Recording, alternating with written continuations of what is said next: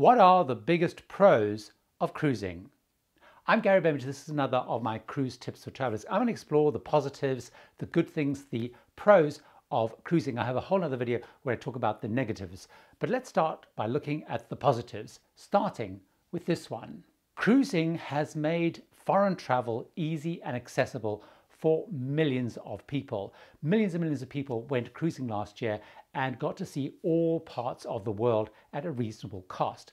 You can go cruising for as little as $100 or sometimes, if you're really nifty, less. So it's made foreign travel accessible to so many people because of the nature of cruising. Of course, you need to be careful because once you get on board, there could be lots of on-costs, whether it's gratuities, Wi-Fi, specialty dining, excursions. With good planning, it's made foreign travel accessible and easy for millions of people. And I think that's a real big plus of cruising. It's taking people way beyond their borders to explore new and exciting places. The second great thing about cruising is it caters and helps very specific types of travelers. So for example, if you're a solo traveler, there are cruise companies which will cater for you. So you could go on Norwegian cruise lines where they have a whole solo haven area. You could go on Saga where 20% of their cabins are solo cabins.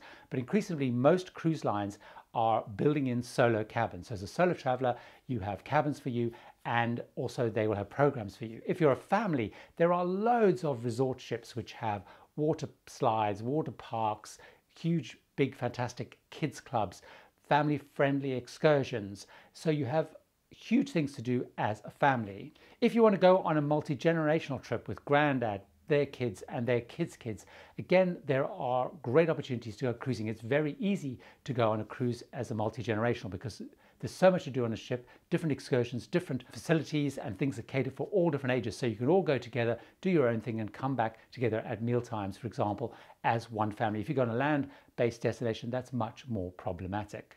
If you are a traveler with limited mobility, cruise lines are great for catering for people with limited mobility. They have specific cabins, they will make sure there are excursions that are suitable, and you have so much on board, and it's so much easier if you are needing accessibility because you get on the ship, you're touring all these places, and the ship is really geared and will cater for people with accessibility needs. Even if you're, for example, an LGBT traveler, there are cruises for you. There are very specific chartered cruises which cater for the LGBT community.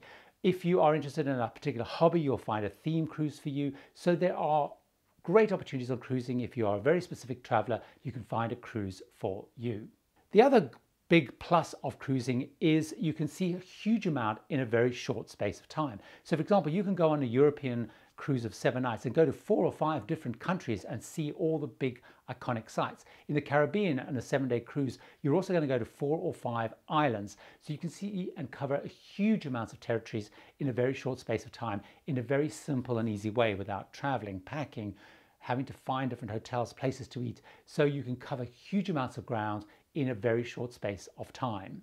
Linked to that, I think the great thing about cruising is it will take you to places you never thought of going and will find for you and share with you really surprising gems. So let me give you an example.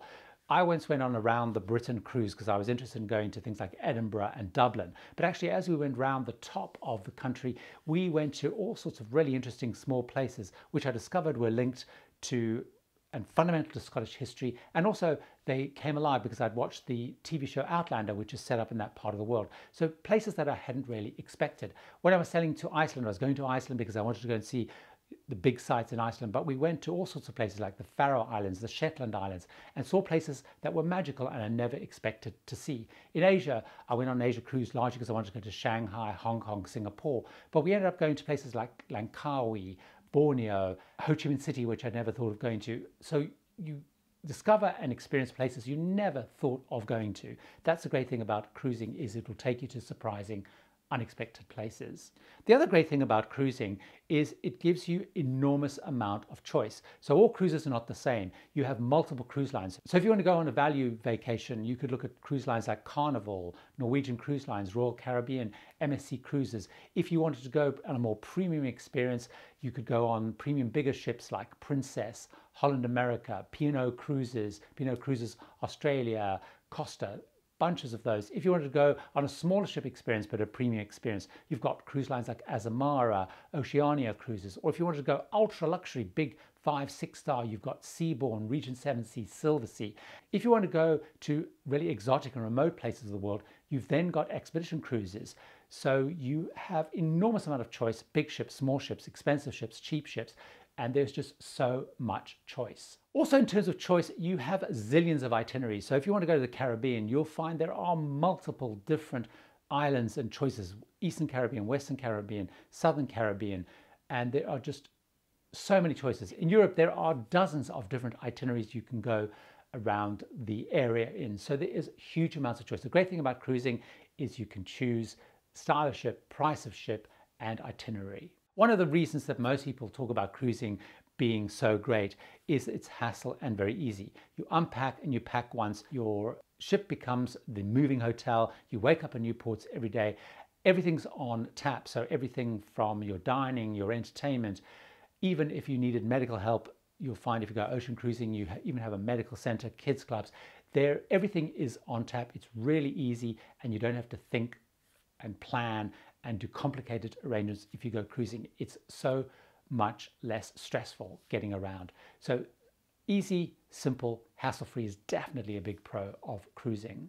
The other thing which I think is a massive big positive of cruising is the fact it can take you to places that are almost impossible, or you just couldn't get there any other way. So I've been to the Arctic, I've been to Antarctica, you can go to the Galapagos, you can go down the Amazon River, you can go to Kimberley in Australia. Cruising will take you to remote and very exclusive and special parts of the world.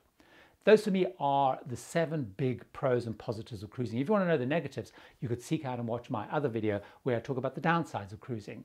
I have loads more tips and advice, so why don't you watch another one of my cruising tips videos right now.